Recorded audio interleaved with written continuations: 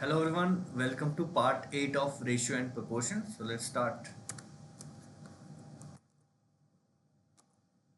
So in previous class we have done up to question number 40. So today we are going to do some moderate questions, some high level questions.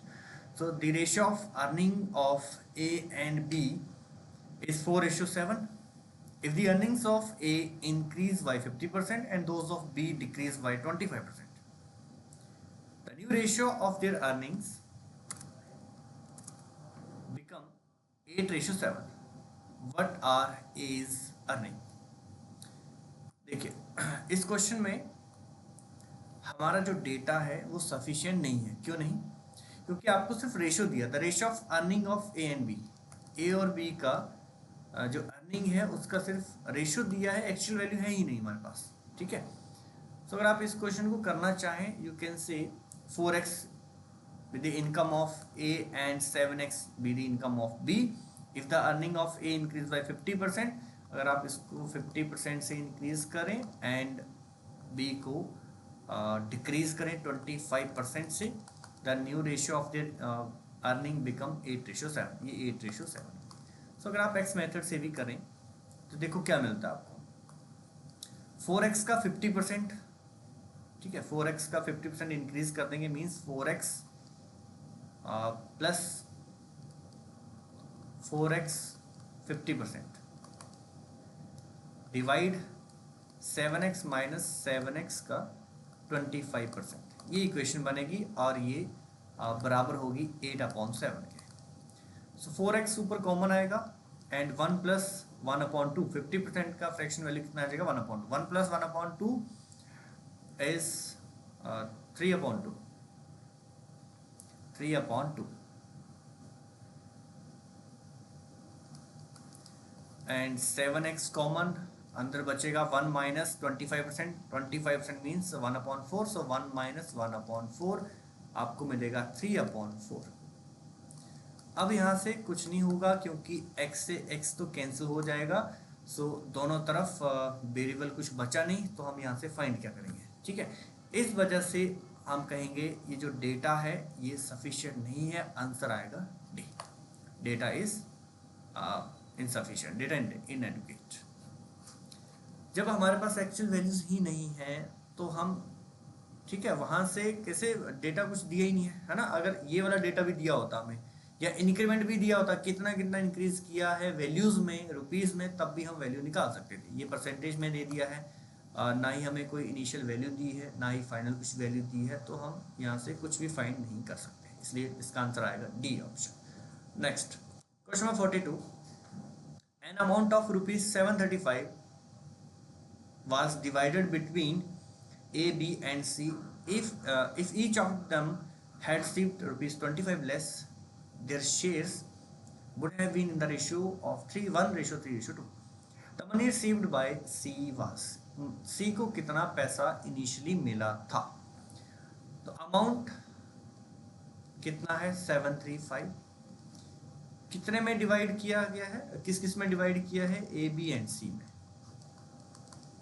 And ratio, initial ratio आपको नहीं दी कि किस ratio में आपने इसको divide किया है, but ये जरूर दिया है सबसे हमने 25 रुपये वापस ले ली, या उनको अगर हम 25 रुपीज़ लेस दें, हमें नहीं पता ए को कितने मिले हैं, बी को कितने मिले हैं, सी को कितने मिले हैं आउट ऑफ 735, बट जो भी मिले होंगे उनका सम कितना आएगा 735, ये बात क्लियर है।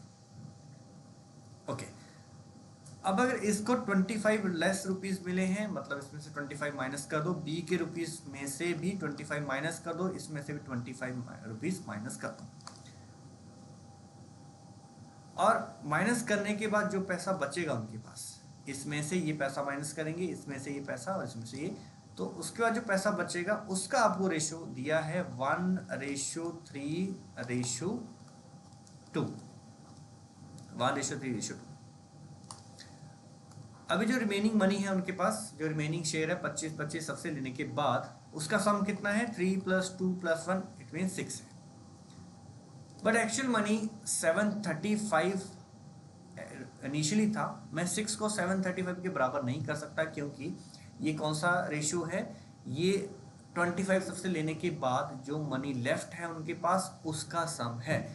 तो इसका जो टोटल सम होगा, एक्चुअल जो सम होगा वो 735 नहीं होगा, क्योंकि सम में से 25 25 25 कम हो गए हैं। सम में से 25 25 25 कम हो जाएंगे, मतलब 735 में से 75 माइनस हो जाएंगे और आपके पास जो वैल्यू आएगी वो आएगी 660।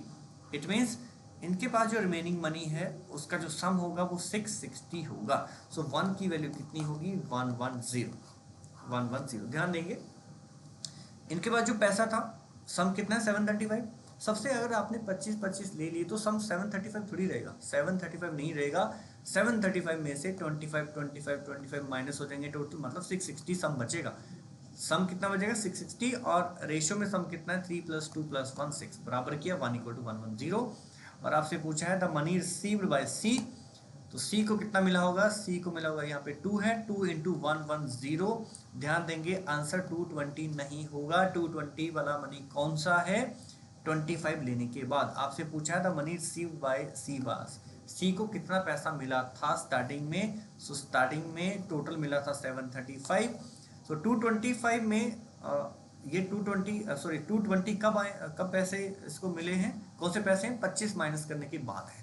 सो 220 में अगेन 25 ऐड कर दो, ये इनिशियल मनी जो मिला था सी को वो आ जाएगा 245। सो 245 आपका आंसर आएगा, none of these, D option. ठीक है, अब इस क्वेश्चन को आप एक्स मेथड से भी कर सकते थे।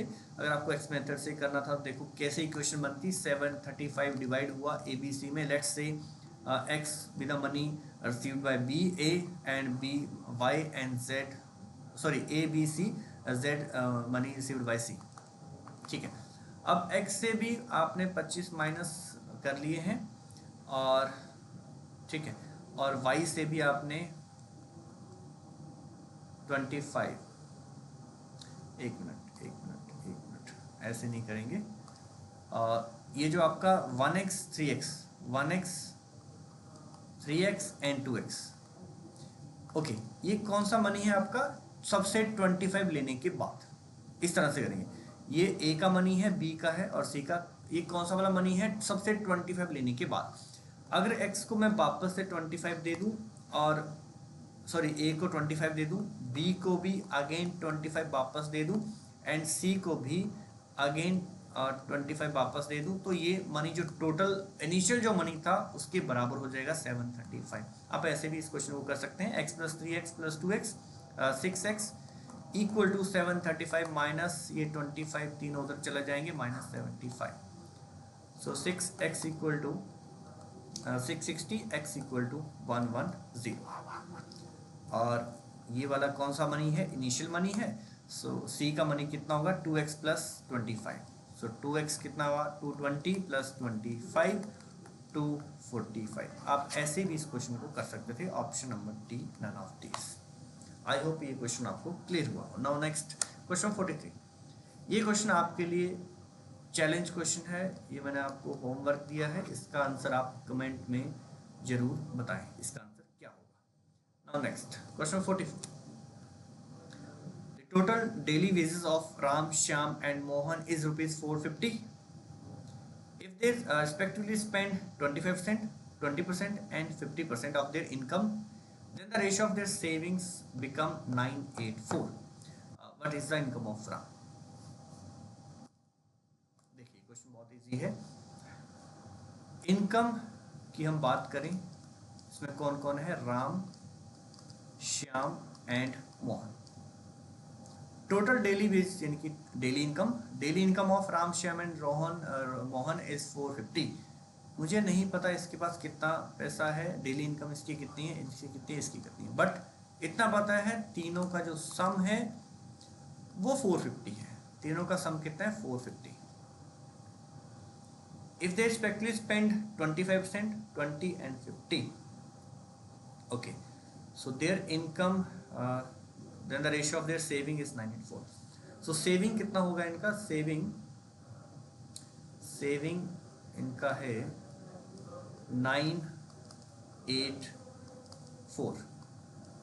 और एक्सपेंडिचर कितना है 20%, सॉरी 25%, 20% एंड 50%।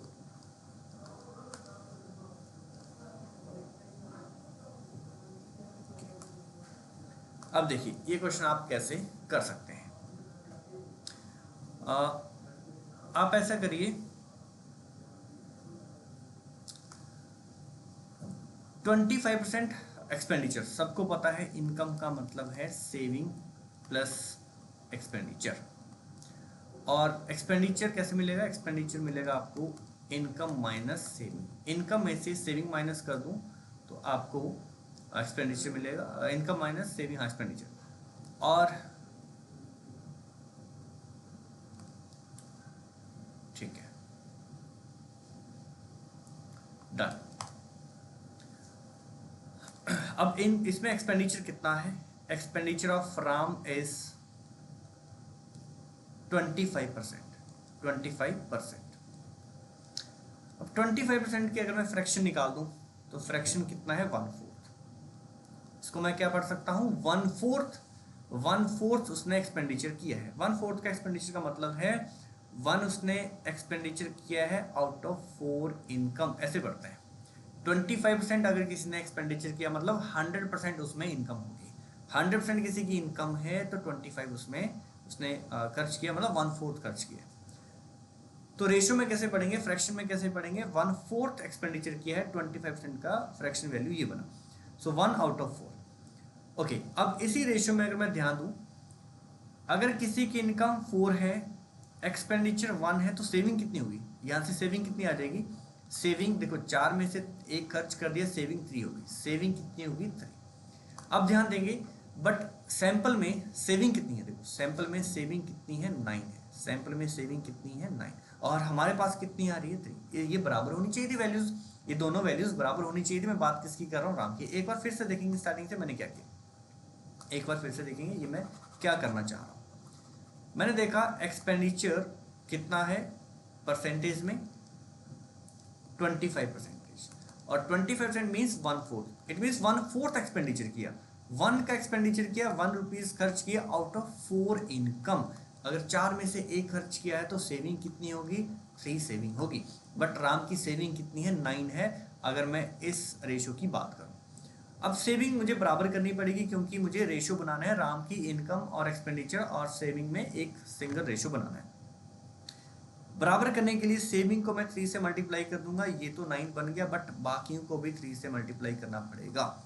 सो अब मैं कह सकता हूं अगर इनकम राम की 12 होगी तो 9 उसकी सेविंग होगी, तो खर्च कितने किए उसने, ये देखो 3 खर्च किए, 3 × 1 3 उसने एक्सपेंडिचर किया है। यहां से अब मैं परसेंटेज हटा दूंगा और सिंगल रेशो बना दूंगा, 12:3:9, ये राम का डेटा आ गया, इनकम एक्सपेंडिचर और उसकी सेविंग में रेशो आ गया। सेम एज अब मैं श्याम में भी करूंगा, 20% अगर उसका एक्सपेंडिचर है, एक्सपेंडिचर अगर उसका 20% है, फ्रैक्शन वैल्यू कितनी है 1/5, 20/100 1/5 आएगा। इट मीन्स 1 एक्सपेंडिचर किया उसने आउट ऑफ 5 इनकम, तो सेविंग कितनी होगी उसकी, सेविंग उसकी होगी 4। 5 में से 1 खर्च कर दिया, 4 बचेंगे सेविंग। मैंने देखा श्याम की सेविंग कितनी है, यहाँ पे 8 है, मुझे इसके अकॉर्डिंग इसको सेम करना पड़ेगा। सो 2 से मल्टीप्लाई किया 8 हुआ, इस तरफ भी 2 से मल्टीप्लाई, इस तरफ भी 2 से मल्टीप्लाई, सो सेविंग आ चुकी है 8, उसके अकॉर्डिंग इनकम कितनी है 10, इनकम है 10 एंड एक्सपेंडिचर कितना हो जाएगा 2। अब 20 हटा के वहां पे मैं 2 लिख दूंगा, यहाँ पे मैं 2 लिख दूंगा। ओके, अगर आप देखना भी चाहें तो 10 में से अगर उसने 2 एक्सपेंडिचर किया मतलब 2/10 इंटू 100, तो वो 20% ही आएगा। अब 50% की बात करें, सो 50% अगर एक्सपेंडिचर किया है मोहन ने, इट मीन्स 1/2, 1/2 मतलब 1 एक्सपेंडिचर किया आउट ऑफ 2 इनकम, तो सेविंग कितनी होगी, इनकम 2 रुपीज़ हैं, 1 खर्च कर दिया, सेविंग 1 होगी, बट सेविंग यहाँ पे 4 है, सो 1 × 4 बना दिया, सबको 4 से मल्टीप्लाई कर देंगे। सो इनकम अगर 8 होगी, ऑब्वियस सी बात है 50% उसने खर्च किया है और 50 सेविंग करी है, तो ये वैल्यू 4 होगी। 4 + 4 8। अब बाकी डेटा मैं यहाँ से मिटा रहा हूँ, ये 4 वैल्यू आ गई। अब परसेंटेज को मैंने रेशो में कन्वर्ट करके एक सिंगल रेशो में इनको सब में बांध दिया। ये राम का डेटा आ गया इनकम एक्सपेंडिचर सेविंग में, और श्याम का आ गया, और मोहन में भी आ गया। अब ये सारी रेशोज का एक ही मल्टीपल होगा। अगर आप लगाना चाहो तो सबके साथ x लगा सकते हैं। ये रेशोज आपस में कनेक्ट हो चुकी हैं। ओके, अब क्वेश्चन खत्म है। Income of Ram, Shyam and Mohan is given, total income is given 450, but sample में कितनी है, या आप रेशियो में कह सकते हैं कितनी है, 12 + 10 + 8, 12 + 10 + 8। सो ये आपका यहाँ से बनेगा 30। So you can say 30 = 450 and 1 = 15।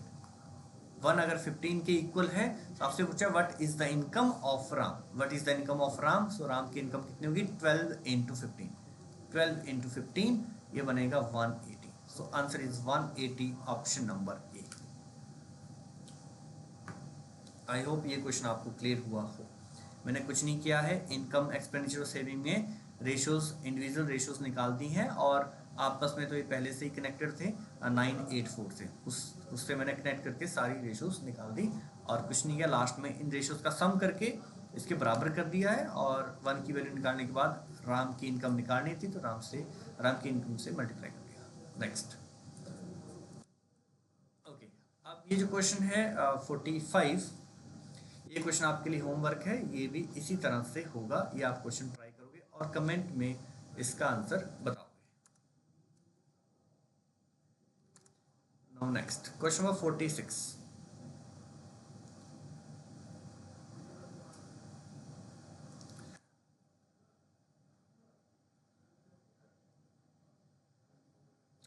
One year ago, the ratio between Ram and Shyam's salary was 3:5. The ratio of their individual salaries of last year and present year are 2:3 and 4:5 respectively. If their total salaries for the present year is rupees 8600, find the present salary of Ram. ये question भी बहुत ही शानदार question है, मेरा favourite question है। देखो ये question हम कैसे करेंगे।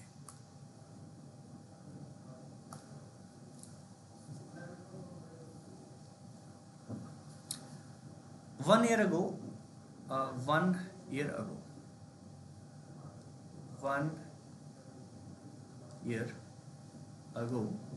the ratio between Ram and Shyam's salary was given 3:5. 3:5. The ratio of their individual salaries, individual salary का रेशियो भी दिया है last year and present year, last year and present year. So last year and present year में हम बात करेंगे। So last year Ram और श्याम जो सैलरी है वो रेशियो क्या है, 2:3 एंड 4:5, 2:3 and 4:5 given.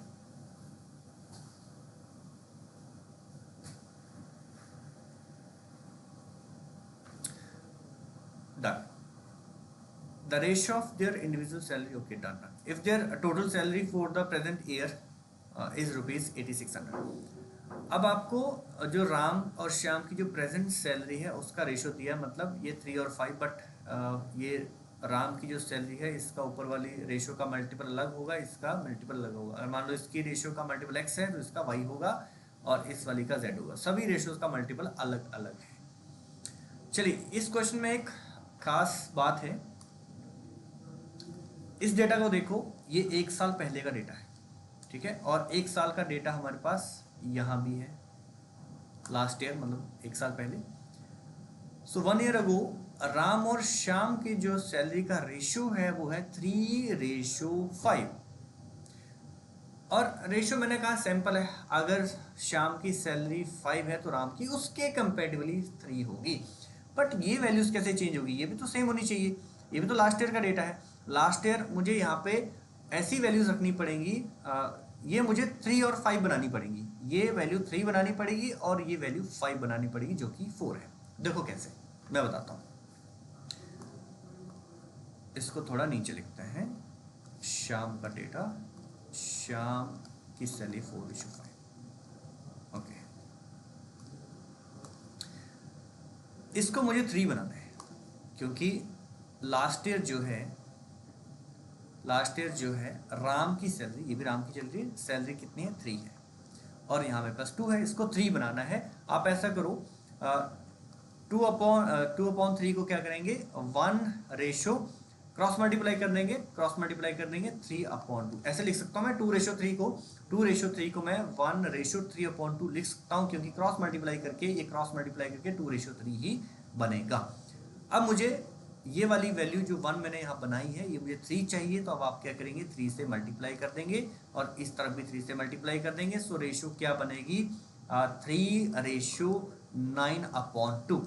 अब ये लास्ट ईयर की जो सैलरी है राम की 3 जो मुझे चाहिए थी वो 3 आ चुकी है। अब मुझे श्याम वाली जो सैलरी है लास्ट ईयर वाली, वो मुझे 5 चाहिए। उसके लिए मैं क्या करूँगा, यहाँ अगेन 1 बनाऊँगा, 1:5/4, एंड ये वैल्यू मुझे कितनी चाहिए, 5 चाहिए। सो 5 से मल्टीप्लाई कर दूंगा, 5 से दोनों तरफ मल्टीप्लाई कर दूंगा, ये बनेगा 5:25/4। चलिए अब देखो, लास्ट ईयर का डेटा जो है, ये जो लास्ट ईयर का डेटा है राम और श्याम, ये कितना है, 3:5, एंड प्रेजेंट ईयर का डेटा कितना है, 9:2 एंड 25:4। अब एक बार इसको इधर ही एक साथ लिख लेते हैं। 1 ईयर अगो मतलब लास्ट ईयर, 1 ईयर अगो मतलब लास्ट ईयर, एक ही बात है। लास्ट ईयर का देखो, ये मुझे सेम चाहिए था, 3:5, ये 3:5 यहाँ मैंने ऑलरेडी लिखा है। सो प्रेजेंट ईयर में जो रेशियो है वो मैं यहाँ लिख दूंगा, 9/2 रेशियो 25/4। अब क्वेश्चन खत्म है। मुझे प्रेजेंट ईयर की जो सैलरी है ऑलरेडी दे रखी है, their total salary for the present is 8600, और प्रेजेंट ईयर में आप इसको थोड़ा सिंप्लीफाई कर लो, करना चाहते हो तो 2 से ये 2 कैंसिल आउट हो जाएगा, क्रॉस मल्टीप्लाई करेंगे तो ये मिलेगा 18:25, और प्रेजेंट ईयर की जो रेशियो है वो आ चुकी है। इसका मैं सम कर दूंगा, क्योंकि एक्चुअल मुझे ये वैल्यू कितनी दे रखी है, 8600, बट इसका मैं सम करूंगा तो ये बन रहा है 43, yes 43x equal to 8600। So 1 equal to, ये सीधा कट हो रहा है 200। अब आपको बताना है present salary of Ram, so present salary का डेटा इस तरफ है और प्रेजेंट सैलरी ऑफ राम कितनी, 18 है। So 18 into 200, answer is 3600, option number B. I hope ये क्वेश्चन आपको एकदम क्रिस्टल क्लियर हुआ हो। चलिए क्वेश्चन नंबर 46 डन। अब बढ़ते हैं आगे, क्वेश्चन 47। क्वेश्चन 47 बहुत ही इजी क्वेश्चन है। Fresh fruit contains 68% water and dry fruit contains 20% water. How much dry fruit can be obtained from 100 kg of fresh fruit.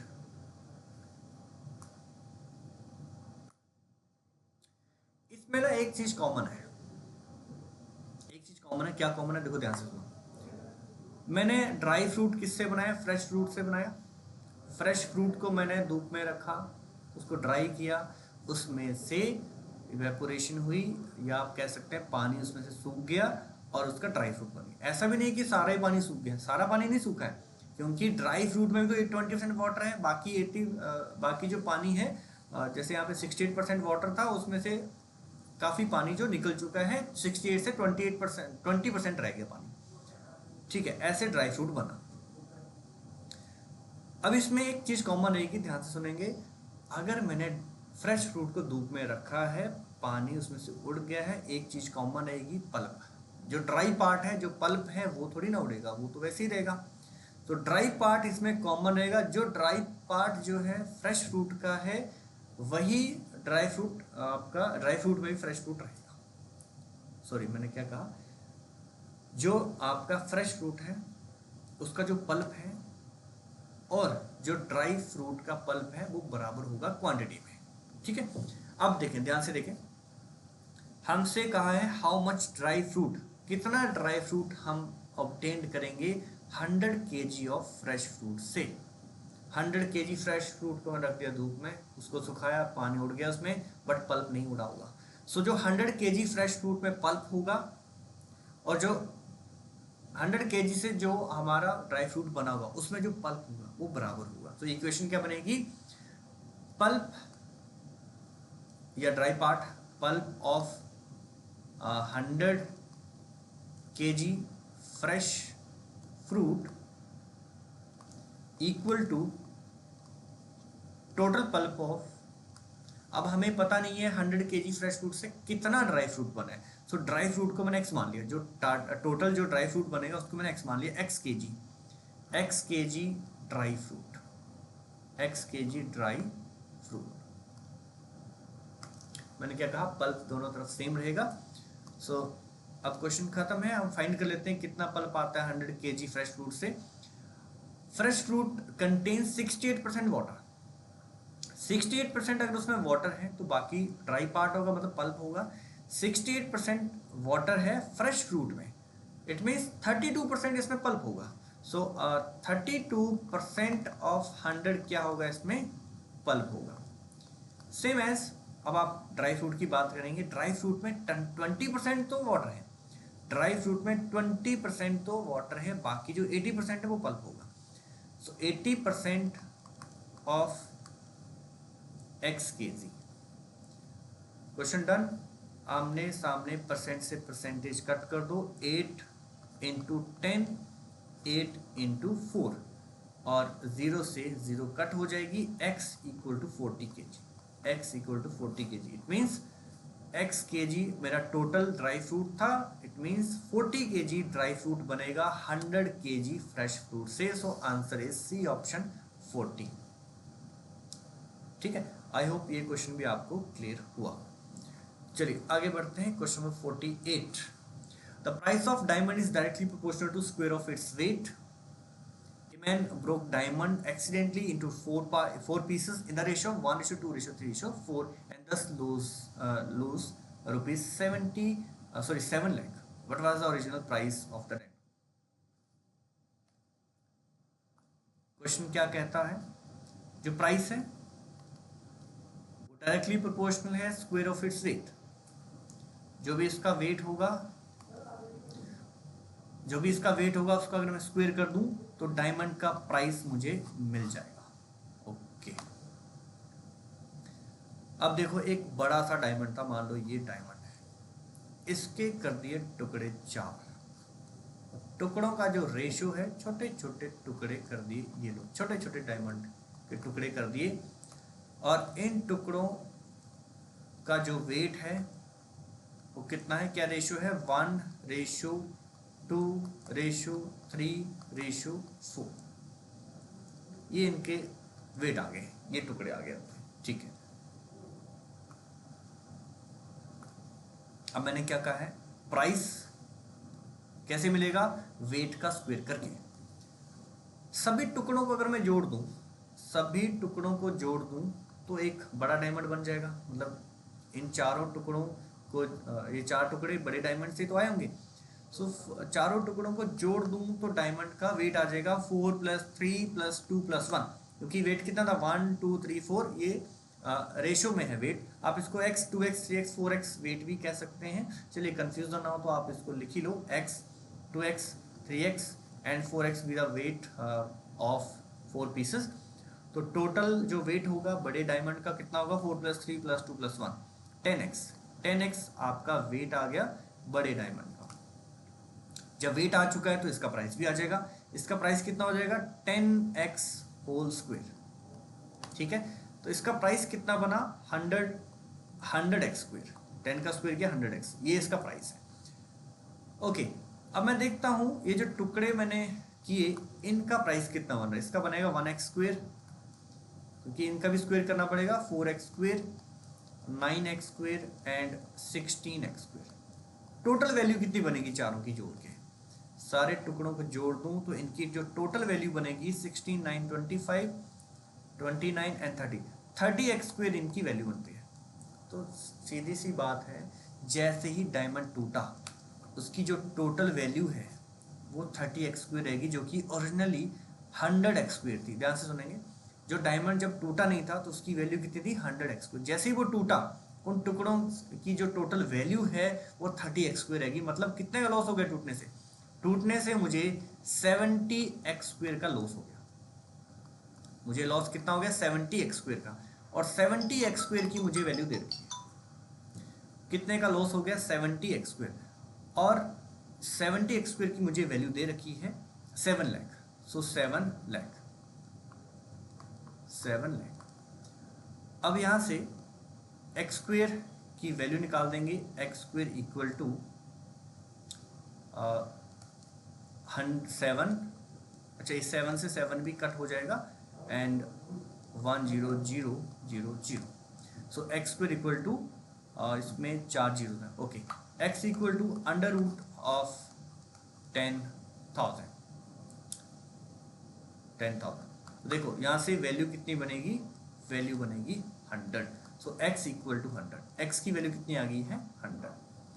ठीक है, हमें फाइंड क्या करना है? What was the original price of the diamond. Diamond का original price क्या था? So original price यहाँ पे हमारे पास कितना है? 100x²। 100x² हमारे पास प्राइस था, क्योंकि 10x तो उसका वेट था, 10x² उसका प्राइस था, 100x²।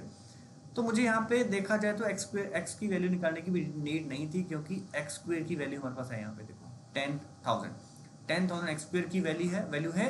सो आपको बस 100 से मल्टीप्लाई करना था तो आपको इसकी ओरिजिनल वैल्यू मिल जाती।